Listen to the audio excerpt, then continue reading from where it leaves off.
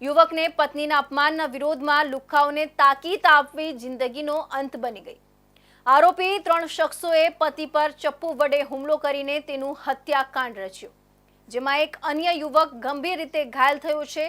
પોલીસે ત્રણેય આરોપીઓને ઝડપી લીધા છે।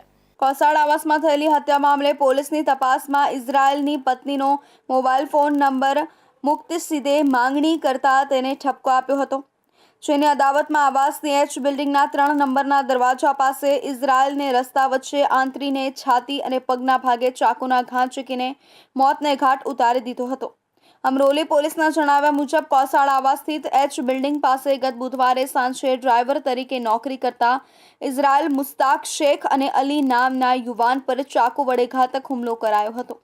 આ બનાવમાં બંનેને ગંભીર ઈજા થતાં લોહીલુહાણ હાલતમાં સ્મીમેર હોસ્પિટલમાં ખસેડવામાં આવ્યા હતા, જ્યાં પેટ અને છાતીના ભાગે જીવલેણ હુમલાના કારણે ઇઝરાયલ શેખનું વધુ સારવાર મેળવે એ પહેલા જ મોત નીપજ્યું હતું, જ્યારે કાપડની દુકાનમાં કામ કરતા અલીને ઈજા થઈ હતી। આ બનાવમાં ઇઝરાયલના ભાણેજ અલીને પણ ઈજા પહોંચી હતી। હત્યાના બનાવમાં મૃતકના ભાણેજ સમીર નાશીર શેખની ફરિયાદ નોંધીને તપાસ હાથ ધરીને મુક્તસીદ ઉર્ફે મુકો રફીક પટેલ, સાહિલ ઇકબાલ મલેક અને ફારૂકની ધરપકડ કરી છે।